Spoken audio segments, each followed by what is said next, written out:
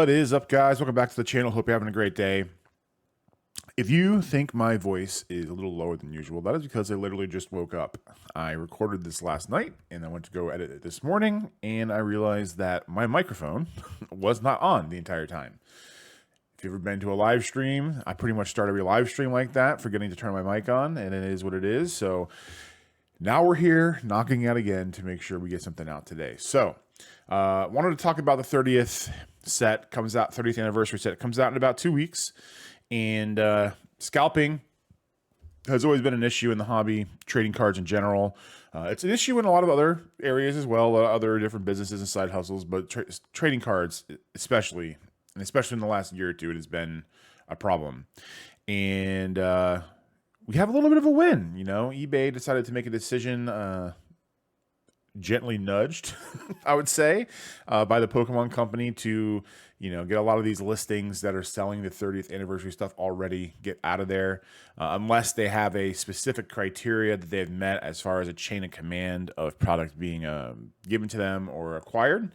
And I think that's a good thing. And we're going to talk about that. We're going to talk about scalping and selling in general and what this might mean for the future and what might this mean for the release of the set in general. So before we do, if you do not know who I am, my name is Bronzgod, and I sell trading cards on Tcgplayer and eBay. We've been averaging about $40,000 a year in sales, mostly in bulk, which we are looking to exceed by the end of the year. In addition, we do have 2 other channels, one for my weight loss journey and one for gaming, which are both linked in the description below. So if either of those interest you, feel free to check those out. And we do have a growing list of affiliate codes. I got Mox Alpha, card uploader. We just added misprint to the list. More to come. So if you want to use any of those and save some money, I can make a little money and we could both win. So the Pokemon Company basically went to eBay and said, hey, help me help you. Help us a little bit here because it has gotten out of control. Typically with eBay, you can get away. You have been able to get away for a long time selling things before street date. For those of you who don't know what street date is the day that the company dictates is the first and soonest day that you can sell a product. More commonly with video games, everyone knows, you know, a video game comes out on a Friday or Tuesday or whatever, and you can pre-download a game, but you can't actually play it till that date that the company decides that you can play it. Same thing with trading cards. Usually it's a Friday where you can. That's the first day. I think I don't remember what the celebrations was, but it's in 2 weeks. So technically, you cannot buy product until that day. Now there are wiggle room there. There are some stores that if you're a Pokemon Play store or a pre-release store, you can get product ahead of time through a pre-release, and then they will usually let the stores sell it a few days before release date, depending on some of those other factors. But that is an appropriate way of going through and getting these things early. Release date for a new set is fun. It should be a fun thing. When I used to play Magic, spoiler season was one of the greatest parts of playing Magic because about a month before a set would come out, you usually get the first couple mythics and a couple rares, and then you get to start brainstorming deck ideas, and it's just a slow drip of information until pre-release weekend, and then you get to have fun. And it's the same thing with Pokemon, and they were doing that this entire time, and there were supposed to be 2 more weeks of like pretty cool leaks, and it all got spoiled. You know, it all got leaked, and now everyone knows what everything is, and you know, it's a bummer because that's not really what the hobby's all about. It's a game first and foremost, and I know that's coming from someone that sells these things, that resells them. But there's a right way and a wrong way to go about this. So with eBay, what a lot of people will do is, and some stores do this as well, is they'll do pre-orders. Now, there's nothing inherently wrong with a store doing a pre-order. However, a pre-order from a store or someone selling this early on eBay, it's basically a cash-free loan that they get. And where it gets really hairy is, especially for stores, because there have been some stores in the news in the last 6 to 12 months that have done this, is if they take a, let's say, a pre-order for, we'll just use Celebration as an example. Let's say they pre-order, they get their allocation, they get 60 ETBs, and they pre-order 40 of those at MSRP, $59.99, right? And then a week or two later, things go nutty, and now these ETBs are $99.99. There are not a lot of stores nowadays that will honor what they did and sell it for what they pre-ordered for. They will refund them all and then put them back up for the $99 or whatever they are. Like I say, essentially giving them a cash-free loan to do something, get the money back, refund, get more money. It's not a good system. It's not a good thing. I don't pre-order anything for that reason because I don't want to be on the hook for that, and I don't want to be a Karen that goes to complain and put a Google review on a store. But it's not the way to do business. And it's the same thing for eBay. All these people who go on eBay and try to sell all this stuff early, it's taking advantage of people. It's taking advantage of knowing that people want these things, and there are a lot of people who have a lot of money to spend and they don't care. And they will spend 1.5, 2, 3, 4 times what the MSRP is, or even what the market is. And you see it on Whatnot too. I mean, there's been shows where people are selling it for like $100 a pack. And it's not even a full pack. It's like a celebrations pack. So it's like 5 cards, 6 cards. So with all these listings and all these people trying to get these kind of cash-free loans, or even just making a quick buck in hopes that they can buy the product on the shelf, then sell it to the person. The Pokemon Company came to eBay and said, "Hey, we need you to start taking these things down because we're starting to get a little pissed." And I agree with them. I don't want to say I'm trying to get pissed, or I'm starting to get pissed, but it's the tried and true saying. It's like you ruin it for the rest of us. When you who's watching this is going the right way about it, you're selling cards in the right way, you're selling for your 10, 20, 30% or whatever, and it's different. And then when you see people abusing the system, it makes it worse for everybody. And I'm telling you, this is usually one of the catalysts to when things start going crazy. The average collector, the basic, I like this set, I like this game, and I want to collect, they've been pushed out for a long time, and there's only so much that they're going to take before they go, I'm done.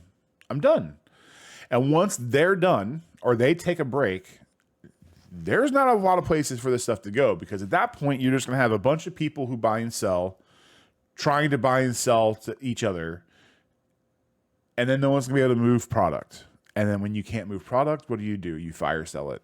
You sell it for less, you get it out. There's that video from like a month ago, probably a couple weeks ago, where a bunch of botters or whoever sold like 4,000, 5,000 ETBs to Alpha Investments, Rudy from Alpha Investments, because they couldn't move it, because they're like, Chaos Rising is $60, $70 an ETB. So once these things happen enough, things will go down and things will start kind of getting back to its normal state, where things aren't so pumped up and things aren't so crazy. But it's important to keep in mind that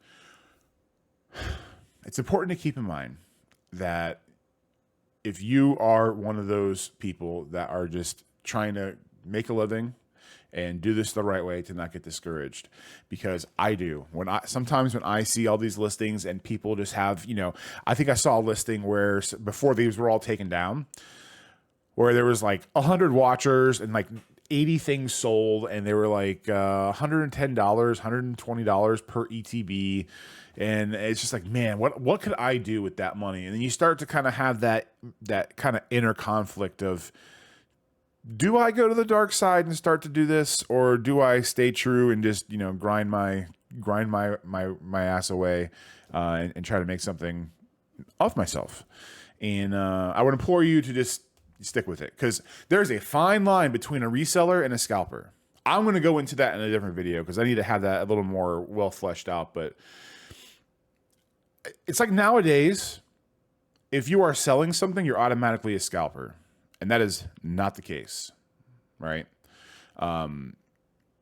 Everybody that does this, whether you own a store, whether you sell out of your, to steal my friend Jared's line, a basement Billy, or no, basement Bob, a warehouse Willie, no matter where you are in the chain of command of selling cardboard, you're a reseller.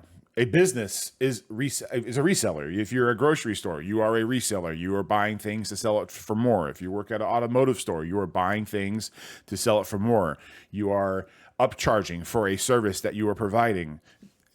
That's just part of capitalism. That is just part of the workforce, and it's perfectly fine. But when you do it in a predatory way, that is when that I feel like once you step over that predatory line, that is the main differentiation between those two. And it's not good. Not good. So Pokemon is and has had a reputation to go after people.